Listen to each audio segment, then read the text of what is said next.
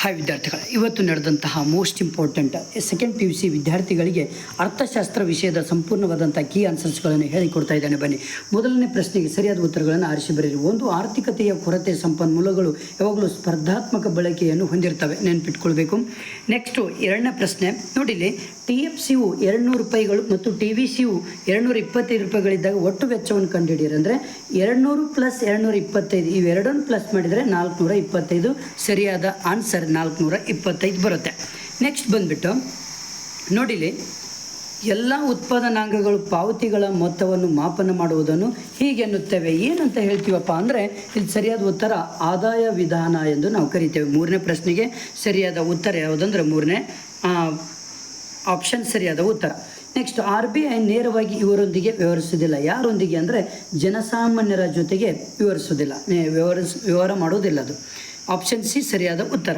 Next ಐದನೇ ಪ್ರಶ್ನೆ, ಹೆಚ್ಚುವರಿ ಬೇಡಿಕೆ ಸನ್ನಿವೇಶದಲ್ಲಿ ಇದು ಸರಿಯಾದ ಉತ್ತರ ಬಿ ಆಪ್ಷನ್ ಸರಿಯಾದ ಉತ್ತರ. ಸಮತೋಲನ ಉತ್ಪನ್ನಕ್ಕಿಂತ ಬೇಡಿಕೆಯು ಅಧಿಕವಾಗಿ ಇರ್ತದೆ, ನೆನ್ಪಿಟ್ಕೊಳ್ಳಿ. Next fill in the blanks.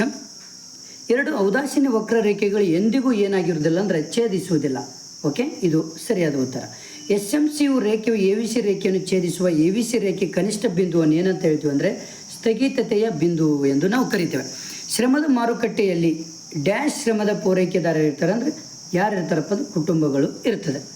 Next, ಸಮಗ್ರ ಅರ್ಥಶಾಸ್ತ್ರವು ಸೂಕ್ಷ್ಮ ಅರ್ಥಶಾಸ್ತ್ರದಲ್ಲಿ ತನ್ನ ಆಳವಾದ ಬೇರುಗಳನ್ನು ಹೊಂದಿರ್ತವೆ. ದೇಶೀಯ ಕರೆನ್ಸಿ ರೂಪದಲ್ಲಿನ ವಿದೇಶಿ ಕರೆನ್ಸಿಯ ಬೆಲೆ ಏನಾದರೂ ಹೆಚ್ಚಾಗಿ ಬಿಟ್ಟರೆ ಇಲ್ಲಿ ದೇಶೀಯ ಕರೆನ್ಸಿಯ ನೋಡಿಲಿ, ದೇಶೀಯ ಕರೆನ್ಸಿಯ ಏನೆಂದು ಕರೀತಾರೆ ಅಂದರೆ ಕುಸಿತ ಎಂದು ನಾವು ಕರಿತೇವೆ. ಓಕೆನಾ. ನೆಕ್ಸ್ಟ್ ಬಂದುಬಿಟ್ಟು ನೋಡಿ, ಇಲ್ಲಿ ಸರಿ ಸಮಾನ ಬೇಡಿಕೆ ಸ್ಥಿತಿಸ್ಥಾಪಕತ್ವ ನೋಡಿ, ಹೊಂದಿಸಿ ಬರೆಯಿರಿ. ಸರಿ ಸಮಾನ ಬೇಡಿಕೆ ಸ್ಥಿತಿಸ್ಥಾಪಕತ್ವ ಆಪ್ಷನ್ 5 ಇದು ಸರಿಯಾದ ಉತ್ತರ. ಎಷ್ಟಕ್ಕೆದು ಒಂದನೇ ಪ್ರಶ್ನೆಗೆ ಸರಿಯಾದ ಉತ್ತರ ಆಪ್ಷನ್ 5. AR ಅಂದರೆ ಏನು? TR/Q. ಗೃಹ ಕೃತ್ಯ ಸೇವೆಗಳು ಯಾವುದು ಅಂದರೆ ಹಣರಹಿತ ವಿನಿಮಯ ಅಂತ. ಅಲ್ಲೇ ಡೈರೆಕ್ಟ್ ಆನ್ಸರ್ ಇದೆ. ಆದಾಯದ ಪ್ರತಿ ಘಟಕದ ಅನುಭೋಗ ಏನಾಗಿರ್ತದೆ ಅಂದರೆ ಸರಾಸರಿ ಅನುಭೋಗ ಪ್ರವೃತ್ತಿ ಆಗಿರುತ್ತದೆ. ಆಪ್ಷನ್ 2. ವ್ಯಾಪಾರ ಬಾಕಿ ಅಂದರೆ ಸರಕುಗಳ ವ್ಯಾಪಾರ ಆಗಿರುತ್ತದೆ. ಸರಿಯಾದ ಉತ್ತರಗಳು. ನೆಕ್ಸ್ಟ್ ಬಂದುಬಿಟ್ಟು ಇವತ್ತರ ಈಜಿ ಇದ್ದಾವೆ. ನೆಕ್ಸ್ಟ್ ನೋಡಿ, ಇಲ್ಲಿ ಭಾಳ ಇಂಪಾರ್ಟೆಂಟ್ ಇದು. ಗೋಧಿ ಎಷ್ಟು ಕೊಟ್ಟಿದ್ದಾರೆ? ಒಟ್ಟು ಉತ್ಪಾದನೆ 1500. ಮಧ್ಯಂತರ ಸರಕುಗಳ ಬಳಕೆ 0 ಇದೆ. ಮೌಲ್ಯವರ್ಧನೆ ಎಷ್ಟಾಗಬೇಕು? ಇಲ್ಲಿ ಎಷ್ಟಿದೆ ನೋಡಿ, 1500 ಬರುತ್ತೆ. ಯಾಕೆ ಹೇಳಿ? ಮಧ್ಯಂತರ ಸರಕುಗಳ ಬಳಕೆ ಇಲ್ಲ, ಏನೂ ಇಲ್ಲ, ಹಾಗಾಗಿ ಡೈರೆಕ್ಟಾಗಿ ಇದೇ ಬರುತ್ತೆ. ನೆಕ್ಸ್ಟ್, ಹಿಟ್ಟು ಗಿರಣಿ ನೋಡಿ, ಇವೆರಡನ್ನು ಪ್ಲಸ್ ಮಾಡಿದರೆ 1500 250 ಪ್ಲಸ್ ಮಾಡಿದರೆ 1750 ಬಂದುಬಿಡ್ತದೆ. ಸರಿಯಾದ ಉತ್ತರ. ಬ್ರೆಡ್ ನೋಡಿ, ಇದು ಎಷ್ಟು ಬರುತ್ತೆ ಇಲ್ಲಿ ಅಂದರೆ 2050 ಇದೆ. ಇಲ್ಲಿ ಮೌಲ್ಯವರ್ಧನೆ 300 ಇದೆ. 2050ರಲ್ಲಿ 300 ರೂಪಾಯಿ ಕಳೆದಾಗ ಎಷ್ಟು ಬರುತ್ತೆ? ಇದು ಭಾಳ ಇಂಪಾರ್ಟೆಂಟ್. ಇದು ಅಲ್ಲಿ ಏನು ಮಾಡಬೇಕು? ಮೈನಸ್ ಮಾಡಬೇಕು. ಇಲ್ಲಿ ಮೈನಸ್ ಮಾಡಿದಾಗ ಎಷ್ಟು ಬರುತ್ತೆ? 1750 ಬರುತ್ತೆ. ಹೌದಲ್ವಾ? 1750 ಭಾಳ ಇಂಪಾರ್ಟೆಂಟು ನೋಡಿ. 2050 300 ಕಳೆದು ಬಿಡ್ರಿ, ಎಷ್ಟು ಉಳಿತದೆ? ಅಷ್ಟು ಉಳಿತದೆ. ಓಕೆ. ನೆಕ್ಸ್ಟ್ ಲಾಸ್ಟ್ಗೊಂದು 2050 ಮತ್ತು 350 ಇದು ಮಾಡಿದರೆ 2400 ಬಂದುಬಿಡ್ತದೆ. ಕರೆಕ್ಟಾಗಿ ಲಾಸ್ಟಿಗೆ ಒಟ್ಟು ಮೌಲ್ಯವರ್ಧನೆ 2400. ಓಕೆನಾ. ಇದು ಭಾಳ ಇಂಪಾರ್ಟೆಂಟ್ ಇದು. ಓಕೆನಾ. ನೆಕ್ಸ್ಟ್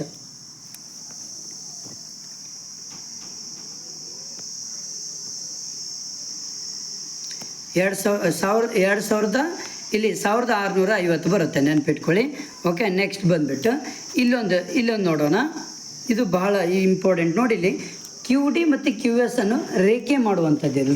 ರೇಖಾತ್ಮಕವಾದಂಥ ಚಿತ್ರ. ಇದು ರೇಖೆಯನ್ನು ತೆಗಿಬೇಕು. ನೆಕ್ಸ್ಟ್ 41ನೇ ಪ್ರಶ್ನೆ ಭಾಳ ಇಂಪಾರ್ಟೆಂಟ್ ಇದೆ. ಅದು ನೋಡಿಲಿ, ಒಟ್ಟು 1ನೇ ಸರಕಿನ ಬೆಲೆ ಎಷ್ಟು? 10 ರೂಪಾಯಿ. X2ನ ಸರಕಿನ 30 ರೂಪಾಯಿ. ಹಾಗಾದರೆ ಅನುಭೋಗಿ ತನ್ನ ಸಂಪೂರ್ಣ ಆದಾಯವನ್ನು ಖರ್ಚು ಮಾಡಿ ಎಷ್ಟು ಪ್ರಮಾಣದ X1 ಸರಕನ್ನು ಅನುಭವಿಸ್ಬೋದು ಅಂದರೆ ಇಲ್ಲಿ ಭಾಳ ಉತ್ತಮವಾದಂಥ ಇಲ್ಲಿ 15 ಬರುತ್ತೆ.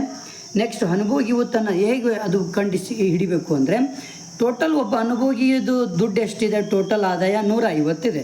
ಅವನ ಹತ್ತಿರ ಇರೋದು 150 ರೂಪಾಯಿದಲ್ಲಿ X1ನ ಒಂದು ವಸ್ತುವಿನ ಬೆಲೆ ಎಷ್ಟು? ಒಂದಕ್ಕೆ 10 ರೂಪಾಯಿ.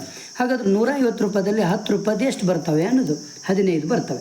ನೆಕ್ಸ್ಟು ಅನುಭೋಗಿ ತನ್ನ ಸಂಪೂರ್ಣ ಆದಾಯವನ್ನು ಖರ್ಚು ಮಾಡಿ ಎಷ್ಟು ಪ್ರಮಾಣದ X2 ಸರಕನ್ನು ಅನುಭವಿಸ್ಬೋದು ಅಂದರೆ 5. ಸರಿಯಾದ ಉತ್ತರ 5. ಬಜೆಟ್ ರೇಖೆ ಇಳಿಜಾರು ಕೆಳಮುಖ ಮೇಲ್ಮುಖವಾಗಿರುತ್ತದೆ.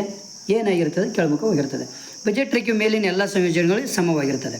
ಅನುಭೋಗಿಯು X1 ಸರಕಿನ ಹೆಚ್ಚುವರಿ ಘಟಕವನ್ನು ಪಡಿಬೇಕಾದ್ರೆ X2 ಸರಕನ್ನು ಏನು ಮಾಡಬೇಕಾಗುತ್ತೋ ಬಿಟ್ಟು ಕೊಡಬೇಕಾಗತ್ತೆ. ಇಷ್ಟು ಇಂಪಾರ್ಟೆಂಟ್ ಪ್ರಶ್ನೆಗಳಿದ್ದಾವೆ. ಅದಕ್ಕಿಂತ ಮುಂಚೆ ಇವು ಎಲ್ಲವೂ ಕೂಡ ತುಂಬ ಈಸಿ ಇರುವಂತಹ ಕ್ವಶನ್ಸ್ಗಳು ನಿಮಗೆ ಕೊಟ್ಟಿದ್ದಾರೆ. ಇಲ್ಲೊಂದು ಹೇಳ್ತೇನೆ, 38ನೇ ಪ್ರಶ್ನೆಗೆ NDP at MP ಎಷ್ಟು ಬರುತ್ತೆ ಅಂದರೆ 3750 ಬರುತ್ತೆ. 3750 ಬರುತ್ತೆ. ನೆಕ್ಸ್ಟ್ GNP at MP ಎಷ್ಟು ಬರುತ್ತೆ ಅಂದರೆ 4400 ಬರುತ್ತೆ. ನೆಕ್ಸ್ಟು NNP at MP ಎಷ್ಟು ಬರುತ್ತೆ ಅಂದರೆ 4150 ಬರುತ್ತೆ. ಇದು ಇಂಪಾರ್ಟೆಂಟ್. ಇಷ್ಟು ನೀವು ಬರೆದಿದ್ರೆ ನಿಮಗೆ ಔಟ್ ಆಫ್ ಮಾರ್ಕ್ಸ್ ಬರುತ್ತೆ. ಓಕೆ, ಇದು ಕೂಡ ಬಹಳ ಈಸಿ ಇದ್ದಾವೆ. Okay, thank friends. ನಿಮ್ಮ ಫ್ರೆಂಡ್ಸಿಗೆ ಶೇರ್ ಮಾಡಿ, ಹಾಗೆ ನನ್ನ ಚಾನಲನ್ನು ಸಬ್ಸ್ಕ್ರೈಬ್ ಮಾಡಿ.